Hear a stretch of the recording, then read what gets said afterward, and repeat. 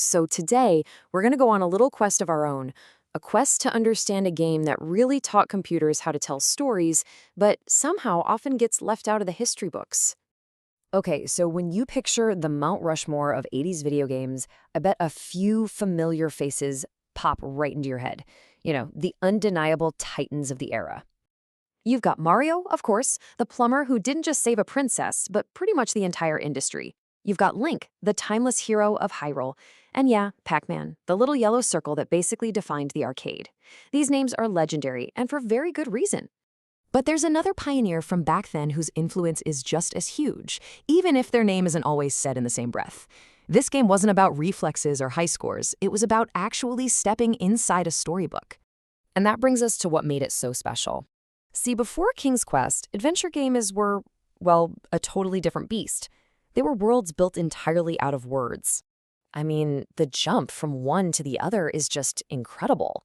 On one hand, you had text adventures where the screen would just say, "You see a castle." Your imagination had to do all the heavy lifting. Then King's Quest comes along and suddenly, you were the character. You could see the castle, you could walk your little guy right up to the gates, you could even move behind its towers. For the time, that was a complete revolution in immersion. This quote here from Gray-Haired Gamer just nails it. For people playing this in 1984, this wasn't just a game, it was interactive magic. It was the first time a computer game truly felt like a living, breathing world you could actually step into and explore. So what was the secret sauce? Well, you had a fully animated character you could move anywhere you wanted. The world had a real sense of depth. You could walk behind a tree or a rock, which was a mind-blowing idea back then. And the puzzles weren't just abstract logic. You had to actually look at your surroundings. The whole thing just had this charming fairy tale vibe that made you want to see what was on the very next screen. But here's where the story gets a little messy. This game, which was so far ahead of its time, was chained to a piece of hardware that was basically destined to fail from the start. Everybody meet the IBM PC Junior.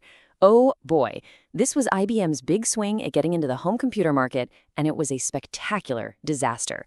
It was expensive, it wasn't even fully compatible with the standard IBM PC, and worst of all, it had this mushy, awful chiclet keyboard that people absolutely hated. And this was the machine that King's Quest was supposed to sell. The drama behind all of this was pretty intense. Picture it. It's 1983. The developer, Sierra Online, is about to go bankrupt. IBM comes in with this deal, basically a lifeline, to create a showcase game for their new computer. But when the PCJR completely bombs, it looks like it's going to drag Sierra down with it. Then, a miracle happens. Tandy releases the Tandy 1000. It was compatible with the PCJR, but it was cheaper, better, and a massive hit. Suddenly, millions of people had a machine that could play King's Quest, and it saved both the game and the company. So, why don't we talk about it more today? Well, that difficult start is part of the story, but also, let's be honest, it is a product of its time. The design could be ruthless. You could miss one tiny item and completely doom your game hours later without even knowing it. Some puzzles were so obscure you wonder how anyone ever solved them. And as consoles took over, these kinds of PC adventures got pushed to the side. But the influence of King's Quest goes so much further than just one game. To understand its true legacy, you've got to look at the technology it created. This was the secret weapon, the Adventure Game Interpreter, or AGI. They built it for King's Quest, but it was basically a reusable engine, a template that allowed Sierra to create more of these graphical adventures quickly and easily. It was the blueprint for an entire genre. And what a family tree it was. If you've ever heard of the hilarious sci-fi parodies Space Quest, or the adult-oriented comedy of Leisure Suit Larry, or even the gritty realism of Police Quest, you are looking at the direct children of King's Quest. All of these legendary series were built on the very same AGI engine. But its legacy is even bigger than that. The core philosophy of King's Quest, the idea that a game could be about exploration, not just action, that the story could be told through the world itself, and that it should trust the player to be clever, well, those ideas are the absolute bedrock of so many of the story-driven games we love today.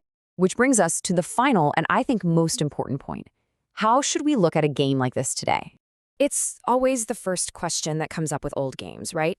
Has it aged well? And, it's a fair question to ask. But I think, in this case, it might just be missing the entire point. Because, yes, by modern standards, it can feel clunky. It can be incredibly frustrating. And the graphics, while they were revolutionary back then, are obviously dated now. These are all valid criticisms if you're just looking for a game to play in 2024. But a game's legacy isn't just about how playable it is decades later. It's about its impact. It's about the risks it took and the new paths it created. King's Quest didn't just tell a story, it created a whole new language for how games could tell stories. It opened a door that led to so many of the rich, narrative-driven games we love today. And really, that's the takeaway. It might not be the game you play every day now, but its spirit is in so many of the games you do. It was beautiful, it was flawed, and it was an absolutely essential step forward. For anyone who loves video game storytelling, it's a legend that absolutely deserves its crown.